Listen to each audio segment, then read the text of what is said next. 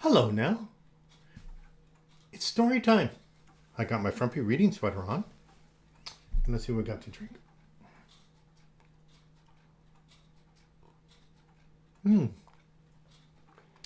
Nice glass of cool water.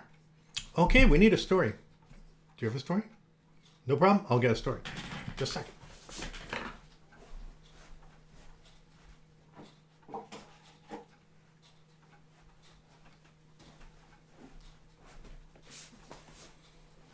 Well, let's see. I need some reading glasses here.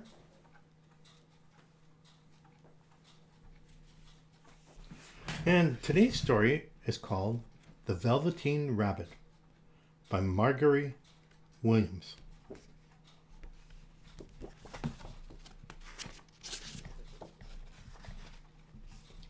There once was a velveteen rabbit, and in the beginning he was very splendid. He was fat and bunchy, as a rabbit should be. His coat was spotted brown and white. He had real thick whiskers, and his ears were lined with pink satin. On Christmas morning, when he was wedged in the top of the boy's stocking, with a sprig of holly between his paws, the effect was charming. There were other things in the stocking, nuts and oranges, and a toy engine, and chocolate almonds, and a clockwork mouse, but the rabbit was quite the best of all. For at least 2 hours the boy loved him. Then the aunts and uncles came to dinner, and there was a great rustling of tissue paper and unwrapping of parcels, and in the excitement of looking at all the new presents, the Velveteen Rabbit was forgotten. For a long time he sat and lived in the toy cupboard or on the nursery floor, and no one thought very much about him. He was naturally shy, and being only made of velveteen, he was snubbed by some of the more expensive toys. The mechanical toys were very superior and looked down upon everyone else. They were full of modern ideas and pretended they were real. The boat model, who had lived through 2 seasons and lost most of his paint, caught the tone from them and never missed an opportunity of referring to his rigging in technical terms. The rabbit could not claim to be a model of anything, for he didn't know that real rabbits existed. He thought they were all stuffed with sawdust like himself, and he understood that sawdust was quite out of date. It should never be mentioned in modern circles. Even Timothy, the jointed wooden lion, who was made by the disabled soldiers, should have had a broader view, put on airs, and pretended he was connected with the government. Among them all, the poor little rabbit was made to feel very insignificant and commonplace. And the only person who was kind to him at all was the skin horse. The skin horse had lived longer in the nursery than any of the others. He was so old that his brown coat was bald in patches and showed seams underneath, and most of the hairs in his tail had been pulled out to string bead necklaces. He was wise, for he had seen a long succession of mechanical toys arrive and boast and swagger, and by break their mainsprings and pass away. And he knew that they were only toys, and would never turn into anything else, for nursery magic is very strange and wonderful, and only those playthings that are old and wise and experienced, like the skin horse, understood all about it. "What is real?" asked the rabbit one day, when they were lying side by side near the nursery fender, before Nana came to tidy the room. "Does it mean having things that buzz inside you and a stick-out handle?" "Real isn't how you are made," said the skin horse. "It's a thing that happens to you. When a child loves you for a long, long time, not just to play with, but really loves you, then you become real." "Does it hurt?" asked the rabbit. "Sometimes," said the skin horse, for he was always truthful. "When you are real, you don't mind being hurt." "Does it happen all at once, like being wound up?" he asked, "or bit by bit?" "It doesn't happen all at once," said the skin horse. "You become takes a long time. That's why it doesn't happen often to people who break easily, or have sharp edges, or have to be carefully kept. Generally, by the time you are real, most of your hair has been loved off and your eyes drop out, and you get loose in the joints and very shabby. But these things don't matter at all, because once you are real, you can't be ugly, except to people who don't understand. I suppose you are real, said the rabbit. Then he wished he had not said it, for he thought that the skin horse might be sensitive. But the skin horse only smiled. The boy's uncle made me real, he said. That was a great many years ago. But once you are real, you can't become unreal again. It lasts forever. The rabbit sighed. He thought it would be a long time before the magic called real happened to him. He longed to become real, to know what it felt like, and yet the idea of growing shabby and losing his eyes and whiskers was rather sad. He wished that he could become it without these uncomfortable things happening to him. There was a person called Nana who ruled the nursery. Sometimes she took no notice of the playthings lying around, and sometimes for no reason whatsoever she went swooping about like a great wind and hustled them away in cupboards. She called this tidying up. And the playthings all hated it, especially the tin ones. The rabbit didn't mind so much, for whenever he was thrown, he came down soft. One evening, when the boy was going to bed, he couldn't find the china doll that always slept with him. Nana was in a hurry, and it was too much trouble to hunt for china dogs at bedtime. So she simply looked around her, and seeing that the toy cupboard door stood open, she made a swoop. Here, she said, take your old bunny. He'll do to sleep with you. And she dragged the rabbit by one ear and put him into the boy's arms. That night, and for many nights after, the Velveteen rabbit slept in the boy's bed. At first he found it rather uncomfortable, for the boy hugged him very tight, and sometimes he rolled over on him, and sometimes he pushed him so far under the pillow that the rabbit could scarcely breathe. And he missed, too, those long moonlight hours in the nursery, when all the house was silent, and his talks with Skin Horse. But very soon he grew to like it, for the boy used to talk to him, and made nice tunnels for him under the bedclothes, that he said were like burrows the real rabbits lived in. And they had splendid games together in whispers, when Nana had gone away to her supper and left the nightlight burning on the mantel. Then the boy dropped off to sleep. The rabbit would snuggle down close under his little warm chin and dream, with the boy's hands clasped close around him all night long. And so time went on, and the little rabbit was very happy. So happy that he never noticed how his beautiful velveteen fur was getting shabbier and shabbier, and his tail coming unsewn, and all the pink rubbed off his nose where the boy had kissed him. Spring came, and there were long days in the garden, for whenever the boy went, the rabbit went too. He had rides in the wheelbarrow and picnics on the grass, and lovely fairy huts built for him under the raspberry canes behind the flower border.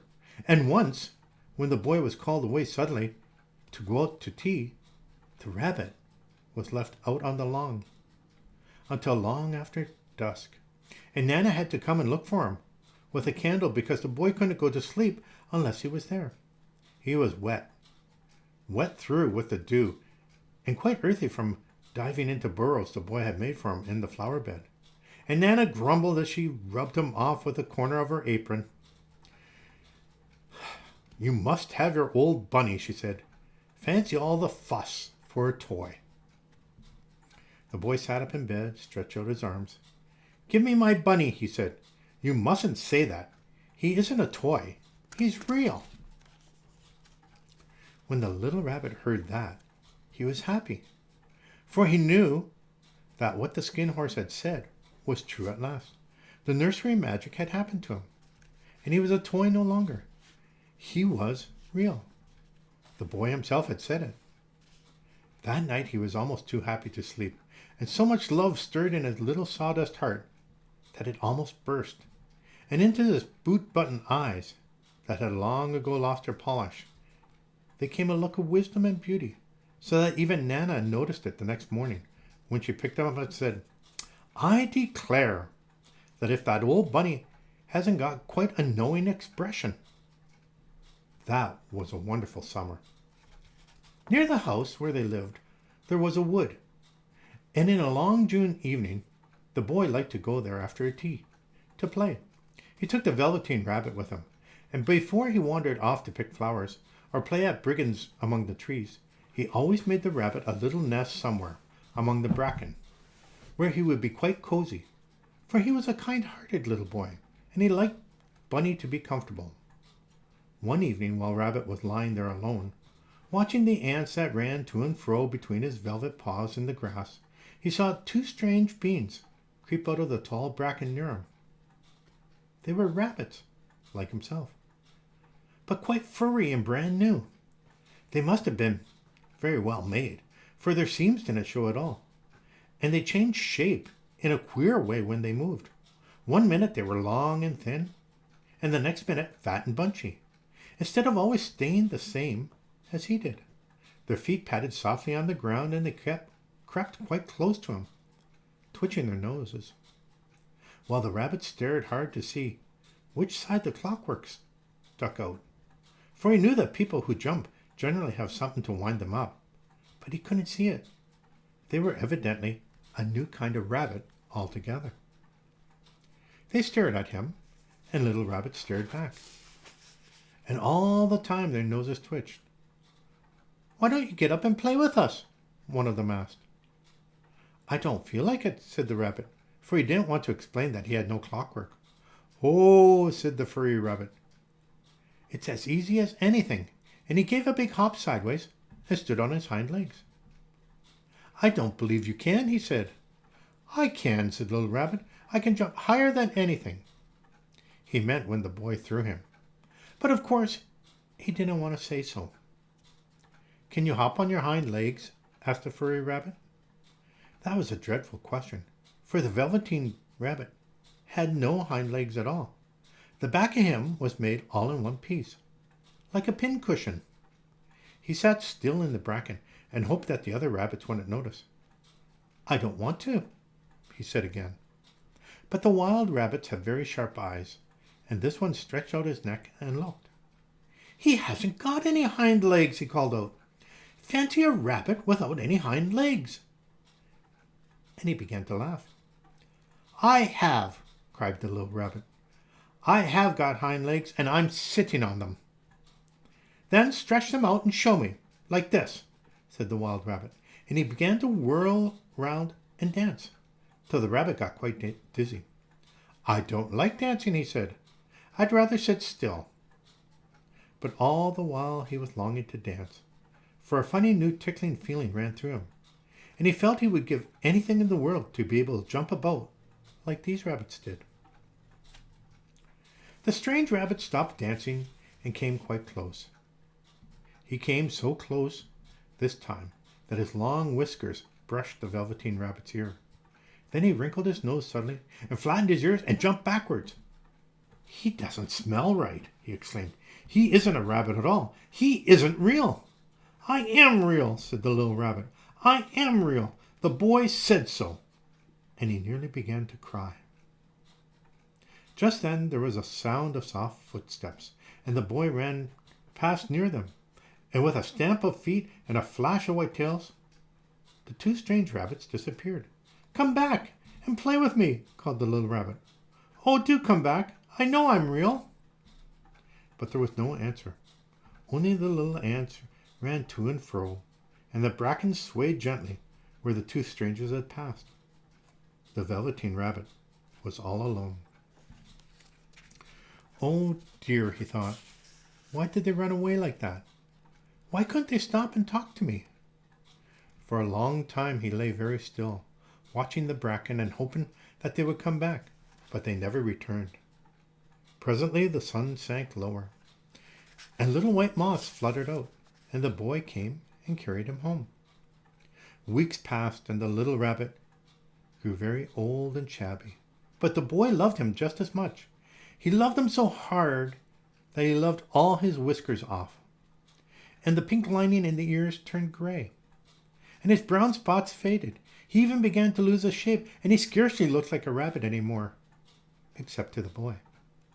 To him he was always beautiful, and that was all that the little rabbit cared about. He didn't mind how he looked to other people, because the nursery magic had made him real. And when you're real, shabbiness doesn't matter. And then one day, the boy grew ill. His face grew flushed, and he talked in his sleep. And his little body was so hot that it burned the rabbit when he held him close. Strange people came and went in the nursery, and a little light burned all night. Through it, all the little Velveteen rabbit lay there, hidden from sight under the bedclothes, and he never stirred, for he was afraid that if they found him, someone might take him away, and he knew the boy needed him. It was a long, weary time, for the boy was too ill to play, and the little rabbit found it rather dull, with nothing to do all day long. But he snuggled down patiently and looked forward to the time when the boy should be well again, and they would go out in the garden amongst the flowers and butterflies and play splendid games in the raspberry thicket, like they used to. All sorts of delightful things he planned, and while the boy lay half asleep, he crept up close to the pillow and whispered them in his ear. And presently the fever turned and the boy got better. He was able to sit up in bed and look at picture books while the little rabbit cuddled close at his side. And one day, they let him get up and dress. It was a bright sunny morning and the windows stood wide open. They carried the boy out into the balcony, wrapped in a shawl, and the little rabbit lay tangled up among the bedclothes, thinking. The boy was going to the seaside tomorrow. Everything was arranged, and now it only remained to carry out the doctor's orders. They talked about it all, while the little rabbit lay under the bedclothes, with just his head peeping out, and listened. The room was to be disinfected, and all the books and toys that the boy had played with in bed must be burned. Hurrah, thought the little rabbit. Tomorrow we shall go to the seaside, for the boy had often talked of the seaside, and he wanted very much to see the big waves coming in, and the tiny crabs, and the sand castles. Just then, Nana caught sight of him. How about this old bunny? She asked. That? Said the doctor. Why, it's a mess of scarlet fever germs. Burn it at once. What nonsense. Get him a new one. He mustn't have that any more. And so, Little Rabbit was put into a sack with old picture books and a lot of rubbish, and carried out to the end of the garden behind the fowl house. That was a fine place to make a bonfire, only the gardener was too busy just then to attend to it. He had the potatoes to dig and the green peas to gather. But next morning he promised to come quite early and burn the whole lot. That night the boy slept in a different bedroom, and he had a new bunny to sleep with him. It was a splendid bunny, all white plush with real glass eyes. But the boy was too excited to care very much about it, for tomorrow he was going to the seaside, and that in itself was a wonderful thing, that he could think of nothing else. And while the boy lay asleep, dreaming of the seaside, the little rabbit lay among the old picture books in the corner, behind the fowl house, and he felt very, very lonely. The sack had been left untied, and so by wiggling a bit, he was able to get his head through the opening and look out. He was shivering a little, for he had always been used to sleeping in a proper bed, and by this time his coat had worn so thin and threadbare from hugging that it was no longer any protection to him.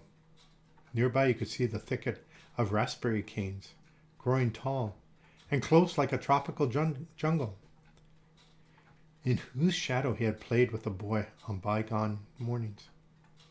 He thought of those long sunlit hours in the garden, how happy they were, and a great sadness came over him. He seemed to see them all pass before him, each more beautiful than the other. The fairy huts in the flower bed, the quiet evenings in the wood, when he would lay in the bracken and little ants ran over his paws. And the wonderful day when he first knew that he was real.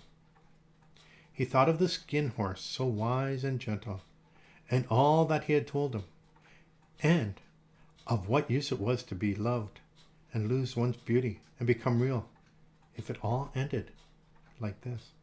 And a tear, a real tear, trickled down his shabby velvet nose and fell to the ground. Then a strange thing happened. For where the tear had fallen, a flower grew out of the ground. A mysterious flower. Not at all like any that grew in the garden.